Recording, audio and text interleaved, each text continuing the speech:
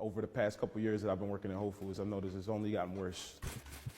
It's like you're walking around in the corpse of something that used to be. Squeezing the most out of one person until you can't squeeze no more, and then you do it to the next person. Whole Foods wants to have a progressive image. They want their customers to think that workers are happy and are treated well. Our team members are the lifeblood. They're the secret sauce of Whole Foods Market. Management does not treat us like that. People are surveilled. The rate at which people are at work is pushed to go faster. I think Whole Foods treats us more like robots than something that they truly care about. Our goal is not just to help Whole Foods Market as a business. We want to be a positive change in the world. When you take that mask off, it's just another corporation like all the others. They're no different than an oil company or, a Walmart even. Being part of Whole Foods Market, investing in team member growth and happiness is one of our key priorities. I haven't met a team member that hasn't struggled with how much we get paid. People have to work 2 jobs just to survive. They expect us to do so much in so little time. I feel like they don't care about our health and well-being, and this is why this union is happening. Workers at this Amazon-owned Whole Foods in Philadelphia are organizing for a union, and they could be making history. We would be the only unionized Whole Foods when we win this election, but we cannot be the last, and we definitely won't be the last. Whole Foods used to be really interesting and eclectic and fun. Things have changed. Honestly, it's because of that corporatization that occurs. Amazon bought Whole Foods Market in 2017. For a price that should qualify for free shipping, $13.7 billion. Now we have this warehouse mentality, just general energy of like, you gotta work, you gotta do what you gotta do, and you gotta do it fast. I see it with my coworkers that do e-shopping. That surveillance is so intense that they can't breathe. I sometimes work in the e-commerce department. That is the workers who go around the store shopping orders that are put in online. They take items off of the shelf and put it into bags in the cart and then seal up those bags and send it off to whoever ordered it. However big or small the order is, you do have a certain time frame to finish that order before it's considered late. Workers say they are surveilled by the second and down to the item. The order that we get items from the shelf is predetermined by the app that we use to look at the items that are in the order. They call that the pick path. But if a manager sees somebody going out of the pick path, that is at least grounds for a scolding. And I know coworkers who have been disciplined for picking an item that is in that order, just not in the order that is listed on the phone. Workers say Amazon's style focus on speed has made its way to Whole Foods. Jackie fulfills online orders at Whole Foods.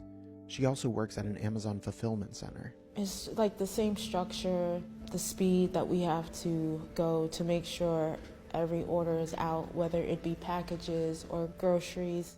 That job is heavily surveilled and the metrics are watched closely. You just got to keep constantly doing. Like if you think you can even use the bathroom, forget it. It's really awful. Since I've started working in that department less than a year ago, the rate, it's called the UPH, which is units per hour, of how many units we take off the shelf per hour has been raised twice. It was about 65, which is very reasonable. Everybody can do that. I went up to 80. Most workers cannot attain that goal every single day. And then it went up to 100. I think it demotivates people when there's a rate that we're supposed to work at that is impossible.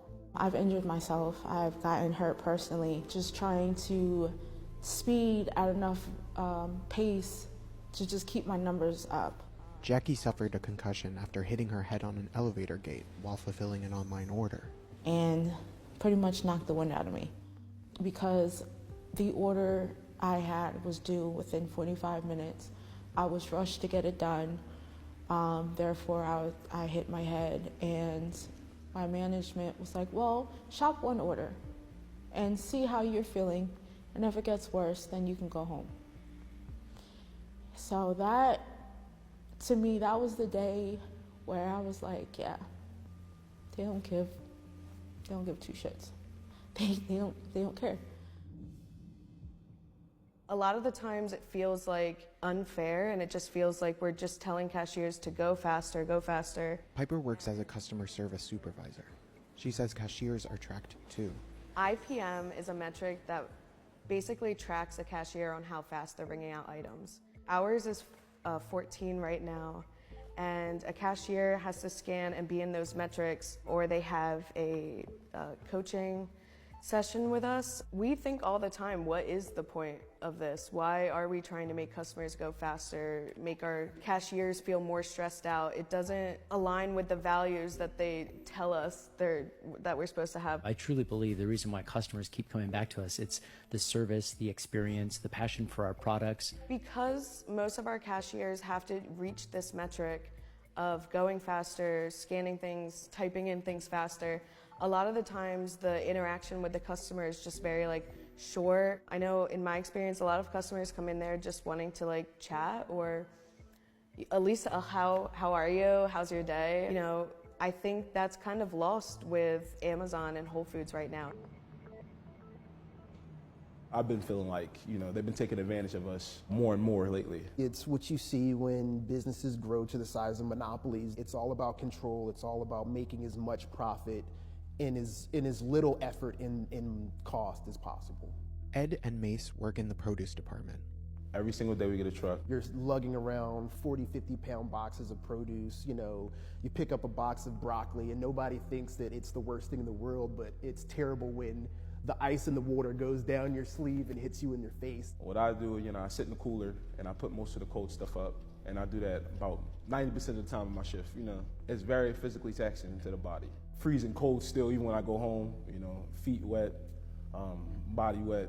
I've gotten sick a few times. That's the kind of work that a lot of people take for granted that keeps society going. People can't get their food, they need that food, and we do that. And then you think, you're not getting paid right for it. Workers at this location say they start at about $16 an hour. Most people can't afford rent on that. People have to work 2 jobs just to survive. The estimated living wage for a single person with no children in Philadelphia is $22.29 an hour. God forbid they want to start a life, get an apartment, have kids or something. It's frustrating, very frustrating. I think we're all frustrated. Upstairs, off of the sales floor, we have a break room. Outside of that break room, right at the entrance, there's a whiteboard that management updates. The metric that is written the largest is the sales from the previous day. You come in and you see a whiteboard that, kind of spits in your face like, yo, this is how much money we make, but you're not getting none of that. They're bragging in these meetings about how we're making $1.6 million before the weekend. That's before the 3 busiest days of the week. And you can't pay people enough to just be able to enjoy their lives. That money's going somewhere and someone's benefiting from it. It's not the workers. Amazon saw a net income of more than $30 billion in 2023. I haven't met a team member that hasn't struggled with how much we get paid. I know that I don't shop at Whole Foods, and I know most of my coworkers don't as well. I want to buy groceries and be broke after. So, it would be easier to go to other places that you could actually afford. Whole Foods Market has had a long history of being anti-union. Their founder compared unions to having herpes. Current Whole Foods CEO Jason Beekle has used less direct anti-union messaging. If a store wants to unionize, your response to it is what? We feel our best opportunity is having a direct connection to our team members. In a statement to More Perfect Union, a Whole Foods Market spokesperson said that the company remains committed to listening to team members and pointed to their open door policy as evidence of that. They have the open door policy because they like to talk to us one-on-one. Because when you're talking to someone one-on-one, you don't have the backing of all of your coworkers. The open door policy is a way to divide us. The 300 workers at the Center City, Philadelphia Whole Foods will vote on whether to form a union with the UFCW, the United Food and Commercial Workers. We would be the only unionized Whole Foods when we win this election. I'm hoping it will see more of a domino effect. I hope we could be everybody's first step. Being a part of this union has made me realize it's a lot bigger than myself. You have a voice, let it be heard. I hope that people can look at our store and see that we did it and have the motivation to want to do that too. Stronger numbers, So.